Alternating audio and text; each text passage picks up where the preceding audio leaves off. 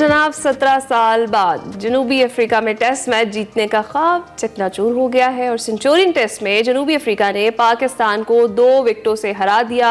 तमाम उम्मीदों पर बुरी तरह से पानी फेर दिया। हमारी जनूबी अफ्रीका ने 148 रन का हदफ 8 विकेटों पर हासिल किया। पाकिस्तान की जानिब से मोहम्मद अब्बास ने 6 जबकि नसीम शाह और खुर्रम शहजाद ने 1-1 विकेट हासिल की। जनूबी अफ्रीका को 2 मैचेस में सीरीज में 1-0 की अब बरतरी हासिल हो चुकी है और पाकिस्तान और जनूबी अफ्रीका के दरमियान सीरीज का दूसरा टेस्ट 3 जनवरी से केप टाउन में शुरू होना है। और कौमी क्रिकेट टीम के कप्तान शान मसूद ये कहते हैं कि उन्हें अपनी टीम की कोशिशों पर फख्र है। हमारे पास मैच पर गिरफ्त थी लेकिन हमने मैच खत्म करने का मौका गवा दिया और हमें आगे बढ़ते हुए बेरहमाना रवैया अपनाना होगा ताकि टॉप टीमों के साथ मुकाबला किया जा सके। जनाब स्पोर्ट्स के तज्जियाकार सलीम खालिक साहब इस वक्त हमारे साथ मौजूद हैं। आपने कप्तान शान मसूद की भी गुफ्तगू सुनी। सलीम साहब बहुत शुक्रिया हमें ज्वाइन करने के लिए। कैसे हैं आप? बिल्कुल ठीक। और आपकी बातें सुन के मैं भी इधर यही बात ले आता हूँ कि हमारी भी जो ख्वाहिशात थी, उम्मीदें थी, दोनों सी छा गई और एक जीता हुआ मैच बज़ाहिर लग रहा था वो हार गए। लेकिन बात यही है कि लड़कर हारे इसलिए इतना दुख नहीं है। आखिर तक आपने देखा इतने कम रन थे लेकिन 8 विकेट गिरा दी।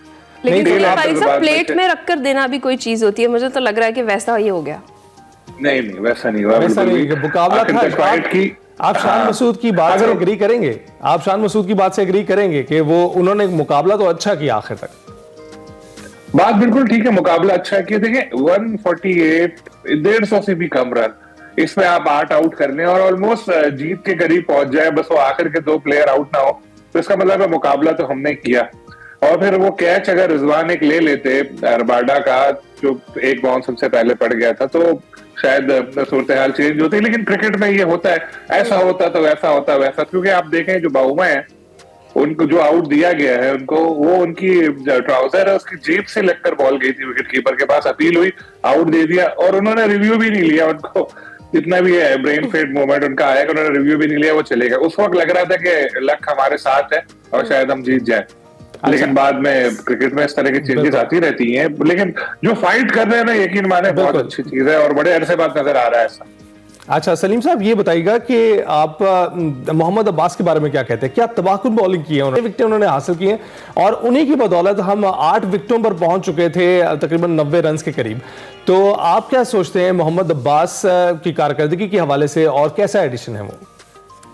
बहुत जबरदस्त। देखें हम लोग बहुत अरसे से आवाज उठा रहे हैं अब्बास के लिए, 2-3 इंटरव्यू क्रिकेट पाकिस्तान पे उनके दिए। वैसे लोग भी जो क्रिकेट को थोड़ा बहुत देखते हैं उनको पता है कि यार ये बंदा अच्छा है, फास्ट बॉलिंग। देखिए उनके बारे में कहा जाता है एक तो एज और एक स्पीड। नो डाउट एज उनकी 34 हो गई, स्पीड उनकी वैसी नहीं है एक्सप्रेस पेस, लेकिन एक्यूरेसी उनके पास बहुत है, वैरायटी उनके पास बहुत है। 6 की 6 बॉलें अलग अंदाज से वो कर सकते हैं। आप देखें उनके जो आउट होते हैं वो किस तरह होते हैं, एलबीडब्ल्यू बोल्ड या विकेटों के पीछे कीपर के पास या स्लिप पे। बहुत एक्यूरेट बॉलर है वो और जहां उनको कंडीशन मिलती है वहां वो कर दिखाते हैं काम। अगर आप फैसलाबाद के पिच पे खिला दें किसी भी बड़े से बड़े फास्ट बॉलर को, कुछ नहीं कर पाएगा। तो इसी तरह के एक स्पिनर को यहाँ खिला देते अगर आप सेंचुरियन में, वो नहीं कर पाता कुछ। तो राइट पर्सन सही जगह पे सही प्लेयर को खिलाना इंपॉर्टेंट है। तो अब्बास को सही जगह खिलाया। आप देखें वो ऑलमोस्ट पाकिस्तान को उन्होंने मैच जितवा दिया था और लेकिन पहली इनिंग में देखें वो विकेट नहीं ले पाए तो लोग वही बातें लेकर आगे थे कि यार तो भाग कर स्पिन कर रहा है, बेकार है ये। लेकिन सेकंड इनिंग में उन्होंने अपनी वर्थ साबित की। तो बात यही है कि जो प्लेयर जहां जरूरत हो वहां खिलाना चाहिए। जो नई सिलेक्शन कमेटी है वो यही कर रहे हैं, इसीलिए टीम की परफॉर्मेंस में बेहतरी नजर आ रही है। ठीक है। तो सलीम खालिक साहब वैसे नहीं आपको लगता 3 साल बाद मोहम्मद अब्बास को इस तरह से मौका मिला है और अब उन्होंने परफॉर्म किया है तो हो सकता है उन्हें भी बाहर बिठा दिया जाए? इसी तरह साजिद खान के साथ भी था, जो परफॉर्म करता है उसे बाहर बिठा देते हैं। ये क्या मंतक है? देखें बात वही है ना कि यहाँ पर अगर साजिद खान होती भी तो शायद ऐसा परफॉर्म नहीं कर पाते जिस तरह का। जो कंडीशंस है, जो पिचेस है, बादल छाए हुए थे, बारिश हो रही थी हल्की हल्की, पहला सेशन जाया भी हुआ था मैच में बीच में। तो उसके बाद ग्रीन पिच थी, घास नजर आ रही थी, बाउंस था उस पे। यहाँ पर तो फास्ट बॉलर्स का या स्विंग बॉलर्स है उन्हीं का काम था ना। तो हो सकता है अभी अगला जो मैच होगा साउथ अफ्रीका को पता है हमारी वीकनेस, फिर वो ऐसी पिच बनाएगा, बाउंसी पिच, ग्रीन पिच बनाएगा। क्योंकि देखिए अगर हम देखें तो हमारी बैटिंग इतनी चल नहीं पाई।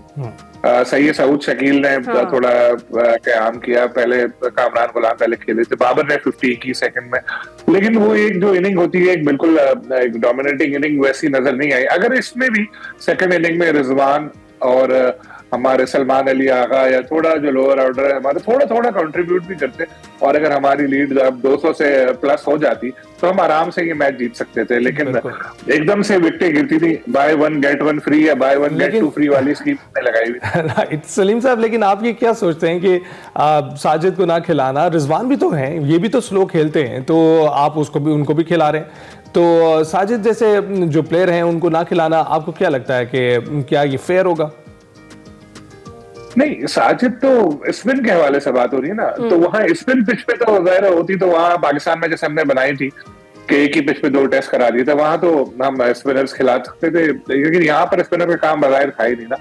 बैटिंग में तो सही है, बैटिंग में तो आप स्लो करें, खेले, कोई ऐसा इशू नहीं है, लेकिन यहाँ पे जहां पर जरूरत होती है कि स्लो खेले, वक्त बिताए पिच पर, वहां हमारे जो प्लेयर्स हैं वो T20 वाले खेलने लग जाते हैं। जैसे फर्स्ट इनिंग में आपने देखा होगा कि सऊद शकील किस तरह आउट हुए थे, या कामरान गुलाम ने जो 50 की थी तो आपने देखा होगा वो भी इसी तरह आड़ा तिरछा शॉट खेलकर आउट हुए थे। तो जो सूरत हाल है उस हवाले से खेलना चाहिए, जहां कंडीशन अच्छी है बैटिंग के लिए, जैसे पाकिस्तान में मैच होते हैं और स्पिन पिच भी है लेकिन बैटिंग भी हो सकती है वहां पर, वहां आप खेले तेज, कोई मसला नहीं है, लेकिन हर जगह ऐसा नहीं हो सकता। यहाँ पर जैसी सेंचुरियन जैसी पिच है, यहाँ पर अगर आप ड्राइव करने के लिए जाए तो ज्यादातर चांस यही था एज लगे और अब कीपर या स्लिप पे आउट हो, जिस तरह हमारे प्लेयर गलतियां कर भी रहे थे। तो टेस्ट मैच है, 5 दिन होते हैं, उसमें तो आराम से खेलना चाहिए, लेकिन ऐसी भी आराम से नहीं खेलना चाहिए कि 3 दिन में 50 करे, लेकिन बिल्कुल ऐसा 70-80 बॉल पे अगर आपने 50 कर लिए, 60 कर लिए, फिर आगे बढ़े, वो बेहतर है, स्कोर बोर्ड को चलाते रहे और रन बनाते रहे। वहां ऐसी बात बिल्कुल भी नहीं आती कि ये बहुत स्लो खेलता है तो इसको टेस्ट में नहीं खिलाना चाहिए, यहाँ तो खेल ही जाते हैं। सऊद अगर हम एक इनिंग को उनको छोड़ दें तो वो भी काफी स्लो खेलते हैं, अगर आप देखें तो सलीम खालिद साहब, जो आमिर जमाल को जिस कंडीशन में जिस वक्त पर ओवर करवाया गया, जब पूरी इनिंग्स में उन्होंने ओवर नहीं किया, ये शान मसूद की गलती थी? मतलब उस पर क्या कमेंट करेंगे? उनको जिस तरीके से आप पहले कह रहे हैं कि राइट टाइम पर राइट प्लेयर जो है उसे खिलाना चाहिए, वही ज्यादा बेहतर है। देखिए, अब दोनों एंड से अब्बास बॉलिंग कर नहीं सकते थे, दूसरे एंड पे किसी न किसी को तो गेंद देनी ही थी ना, और जाहिर है वो खेल रहे हैं, हमारे 4 पेसर्स में शामिल हैं आमिर, और पहले बेहतर परफॉर्म भी करते चले आए, तो कैप्टन को कोई ना कोई तो लाना ही था दूसरे एंड से। अब बैड लक हुई कि वो चल नहीं पाए, यही अगर विकेट ले जाते तो वाह होती। लेकिन मैं तो ये कहता हूँ कि बहुत लोग कुछ क्रिटिसाइज करते हैं कि शान की कैप्टनसी में हर गुजरते दिन के साथ बेहतरी आ रही है। पहले ऑस्ट्रेलिया में हारे थे पिछले साल, वो हम लोगों ने भी बहुत उनको क्रिटिसाइज किया था, लेकिन अगर हम देखें तो थ्रू आउट वो सीख रहे हैं और थ्रू आउट बेहतर परफॉर्मेंस होने लगी है। जिस तरह से इंग्लैंड को हमने हराया, ये मैच हम लोग कम स्कोर के बावजूद जीत के करीब पहुंच गए, लड़के उनको रिस्पॉन्ड करने लगे, वो टीम में अपना एक मकाम बना रहे हैं, सबको साथ लेकर चलने की कोशिश करते हैं। तो अगर इसी तरह जारी रहा ये सिलसिला तो आप देखिएगा, कुछ सालों की बात नहीं कर रहा मैं, कुछ महीनों में ये पाकिस्तान टीम जो है इसमें बहुत ज्यादा बेहतरी नजर आएगी आपको। बिल्कुल, और साउथ अफ्रीका पाकिस्तान की जो टेस्ट मैचेस हैं उसमें आगे ही साउथ अफ्रीका जो है डबल डिजिट में हमसे जीत चुका है, हम सिंगल डिजिट में ही हैं, लेकिन इसके साथ साथ एक और सेंचुरियन में जो है उन्होंने मार्का मार लिया है। ये बताएं, बाबर आजम ने 2 साल बाद टेस्ट में 50 बनाई है, तो इस पर आप क्या कहेंगे? उन्हें क्या टिक कर मजीद बेहतर परफॉर्म नहीं करना चाहिए था, या उन्होंने अपनी कारकर्दगी दिखा दी इस मैच में? नहीं, देखें, सबसे पहली बात 2 साल बाद 19वीं इनिंग थी गालिबन इनकी जिसमें उन्होंने 50 की है, और ये हम लोगों का, सेलेक्टर्स का और बाकी पीसीबी का भी बड़ा इसमें किरदार है कि उनके ऊपर एतमाद रखा बरकरार। हमारे प्रीमियर बैट्समैन है, बड़ा अच्छा परफॉर्म करते चले आए, लेकिन बहुत लंबा एक बैट पैच आया। चलो 1 मैच 2 मैच की बात और होती है, 2 साल बहुत बड़ा अरसा होता है, लेकिन वो खेलते रहे थ्रू आउट। अब उन्होंने 50 की है तो नजर आ रहा है कि शायद पुरानी वाली फॉर्म में बाबर की वापसी हो रही है। होपफुली आगे वाले मैचों में सेंचुरी भी वो करेंगे, लेकिन खुशहाइन बात यह कि चले बाबर का बैट से दोबारा रन सामने आने लगे, चाहे 50 ही आए, लेकिन शुरू तो हुआ एक जमूत जो 2 साल था वो तो टूटा, तो आगे हम हो सकता है फिर पुराना वाला बाबर हमें तो कितनी देखने देर को तक मिले। सलीम खालिक साहब, क्योंकि बार बार चांसेस तो दिए जा रहे हैं बाबर आजम को, और अब आपने बात की कि उनका जो बल्ला है वो रन उगलने लग गया है, तो महज 50 स्कोर करना वो तो सिर्फ अपने स्कोर की बेहतरी के लिए, रैंकिंग बेहतर हो जाए उसके लिए खेल रहे हैं, टीम के लिए तो फिर आपको नहीं लगता कि ज्यादा परफॉर्मेंस बेहतर करने की जरूरत है उन्हें, जितना एतमाद उन पे किया जा रहा है? हमारे पास बाबर आजम के लेवल के कितने प्लेयर मौजूद हैं, इवन ये हाफ फॉर्म वाला बाबर आजम भी काफी लोगों से बेहतर ही है, और बिल्कुल उनको बड़ी इनिंग खेलनी चाहिए, मैं मानता हूँ, लेकिन बाबर जैसे प्लेयर हैं वो रोज रोज नहीं आते, कोई 10 साल 20 साल में कोई एक प्लेयर मिल जाता है, और हमें मिले तो हमें उनको बिल्कुल कदर करनी चाहिए, उनको चांस देना चाहिए। बैट पैच बड़े बड़े प्लेयर पे माजी में भी आया, तो इनके ऊपर भी आया, तो अब इसको पॉजिटिव वे में इस तरह से देखिए कि चले 50 तो किए, आगे और आगे बढ़ेंगे और स्कोर करेंगे। फिर बाबर ने अपना स्टैंडर्ड भी इतना हाई सेट किया हुआ है ना कि वो 50 भी करते हैं तो लोग कहते हैं वो आउट ऑफ फॉर्म है। बिल्कुल। तो बात ही एक बड़े प्लेयर की यही खासियत होती है कि उन्होंने अपना स्टैंडर्ड इतना हाई सेट किया है, लेकिन होपफुली आगे इंशाल्लाह पुराना वाला इंशाल्लाह। सलीम साहब, सेंचुरियन तो जो है वो फास्ट बॉलर्स को हिमायत करती है, उनकी जो ग्राउंड है उसकी जो विकेट है, लेकिन अब दूसरे टेस्ट मैच के लिए आप क्या सोचते हैं, हमारे कॉम्बिनेशन में क्या तब्दीली आनी चाहिए? केप टाउन में शुरू होने वाला है 3 जनवरी को, तो इसमें क्या कहेंगे कि किन कॉम्बिनेशंस के साथ उतरा जाए, और क्या अब साजिद खान को खिलाना चाहिए, क्योंकि फास्ट बॉलर्स का तो इस्तेमाल सेंचुरियन में आपने करना था, उन्होंने तो अपनी कारकर्दगी दिखाई, बैटर्स में मैं कहूंगा कि हम लोग कोई अच्छा स्कोर टोटल नहीं दे पाए, तो अब बॉलर्स में क्या साजिद खान का शामिल होना आपको लगता है कि बेहतर एक एडिशन होगा?